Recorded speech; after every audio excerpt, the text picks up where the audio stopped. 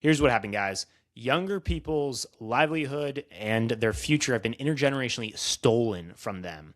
And one of the main culprits is the decrease in purchasing power of the US dollar through the hidden tax of inflation. A dollar today is worth almost half of the value of a dollar back in the 2000s.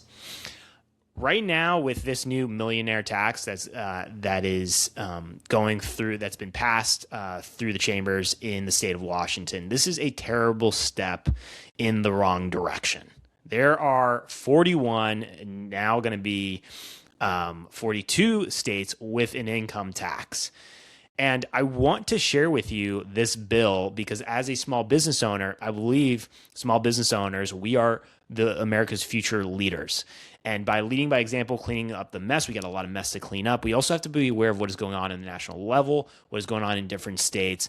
And it may not seem fair, but it's the situation we're in, and we've got to take responsibility and accountability because who else is going to do it? There's been a lot of short-sighted, short-term thinking and not thinking about the long term. And what has resulted is younger generations not having ownership in this country, even though the economy is growing.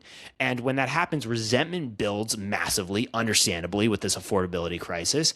And you would think that this economy is shrinking when actually in reality, it's growing. So things have to change. We are experiencing massive change, but we got to channel that in a way where we make America's future a small business renaissance. So let's get into this bill. Welcome back to the show. Let's get into it.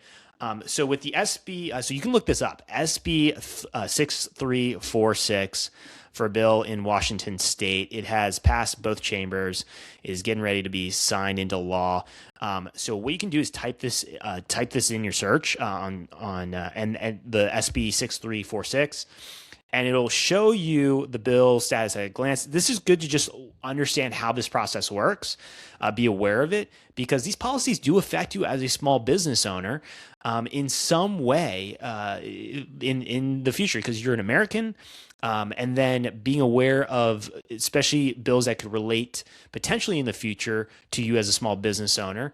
It's important to take the time to be informed. But of course, these bills can be so long to go through. You have a very limited amount of time. You're focusing on your day-to-day operations, and it can get overwhelming. So my job is to try to help simplify this as best I can for you, and then for you in your own time to go down and go down the rabbit hole of this and research more about it.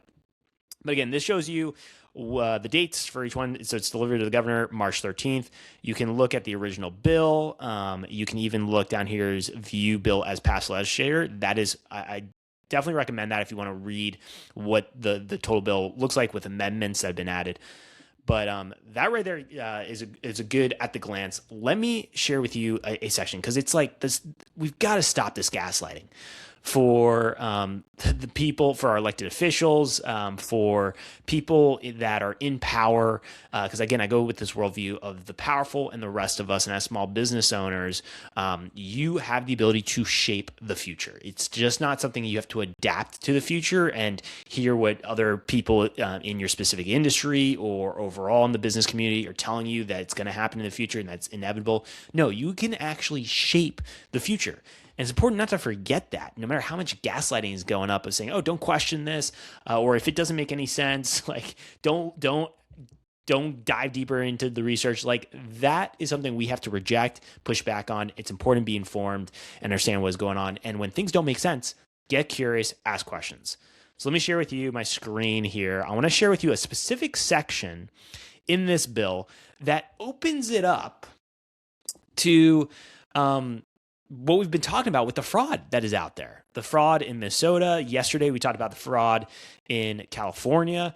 And this is one of the areas that this bill, for the funds that are going to be collected from this bill, are going to be going towards is healthcare.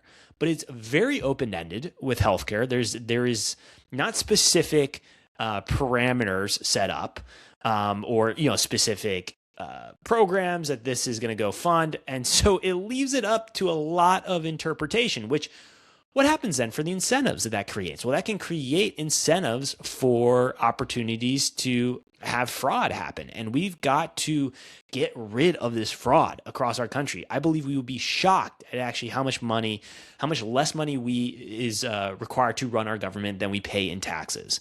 And so we got to reverse directions, go the other directions, and have more states that have no income tax. That would be the goal with this movement. So let me share with you this specific section here. I'm going to read it to you. I highlighted it. The general fund supports healthcare programs that deliver critical, life-saving medical care, provides support for those with developmental and other disabilities, offers long-term care for the elderly, and protects the long-term health and well-being of the public.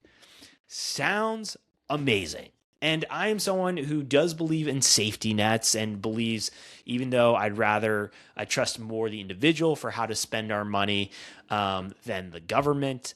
But I do understand something that I don't like. There's importance to have at least a safety net. But with the amount of fraud that is coming out, we have to question where this money is going. And we got to question that within our own states and on a national level. And it's not crazy to do that. It is one of the most American things you could do is to question our government and ask are these resources going? Because with anything that gets bigger, it becomes easier for corruption to occur, easier to be inefficient, less oversight, and less accountability. As small business owners, we've got to lead by example and push the way forward for accountability. So that's we got to continue to have those conversations. We have to. And if you're in Washington State, I'd like to know what you think about this, because there was actually an amendment, from my understanding, there was an amendment that was put on the floor to make sure that this was just going to be for millionaires into the future. But what happened was that amendment got rejected, from my understanding. And so how history shows us is that this could be the start of a tax for the rich, but then it could trickle on down to every resident in Washington State. And somehow we're supposed to be, somehow it's crazy to say something like that in this day. Or it's ridiculous to think that people think we are this stupid or dumb to not know where this could be going into the future, and that we're just going to be so short, focus on just the short term of a nice slogan of, tax the rich, tax the millionaires. But as small business owners, where's the incentive then to continue to build, to continue to create more wealth, not just for your family and for yourself, but then for your community overall and for our country? Like, where's that incentive to then work harder and to build more? That is where I believe the short-sighted, the short-term thinking is, and not thinking in the long term and the impact this is going to have, where people can leave the state. So we got to continue to have, we got to continue to bring the awareness, bring more awareness to this, and to realize that and to think that they think we're, the powerful think that we're this stupid. It is. Or this short-sighted, it's absurd and ridiculous. And as small businesses, we got to push back, because again, small businesses are the heart of the economy. And to see where this could go for the trickle down effect of taxes, we got to push back. And that is not unreasonable. It is not crazy. It's actually common sense to push back. So what I also want to share with you, another, let me just get this up so you can see this too with the inflation. This is helpful to just know where to look for with inflation, because I talked about that at the beginning of this episode today. So this right here is the department. Let me get this up. What is going on here? Okay, there we go.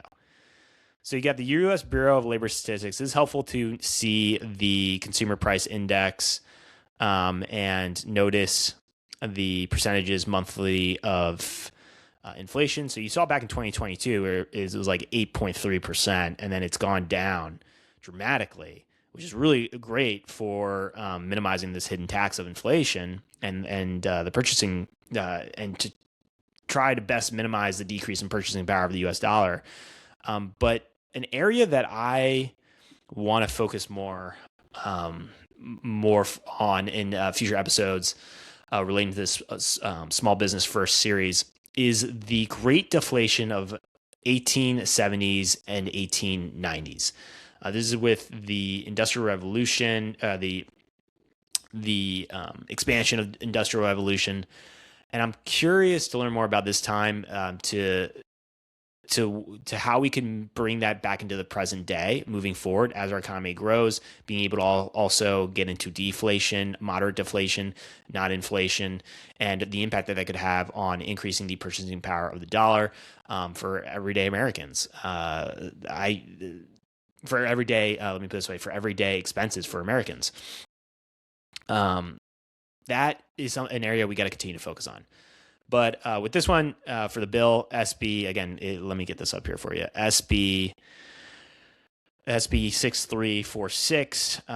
It's a terrible step in the wrong direction, and we got to stop the gaslighting. It also goes back to with sales tax. That's another area we got to focus on. 45 states have a sales income tax. We've got to flip that, and instead have it where only 5 states have a sales income tax move forward. Because what can that do for your stress levels as a small business owner who, if you have to every month pay sales tax, what could that help with productivity for future growth? And it's important to have these conversations. It's not crazy to have these conversations because, as I said, I believe we would be shocked as to how much less money is required to run the government than we pay in taxes. And the parasitic behavior of just sucking the money out of the system and taking advantage of hardworking Americans who care about this country is it's disgusting, and it's got to stop. We got to stop this taking advantage, and we got to figure out ways to improve the overall quality of life of all Americans. And small businesses, as I said before, are the heart of the economy. And so we got to continue to have this approach of small business first and continue to move forward and make America's future a small business renaissance.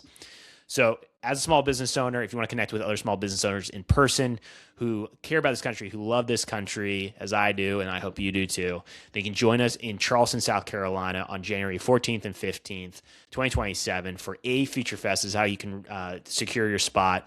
Again, I'm going to get it up here for you, afuturefest.com. And excited to connect with you there in person. We're expecting over 300 small businesses across industries across the country coming together to focus on America's future. So excited for that. It's coming up, and I'll see you guys tomorrow.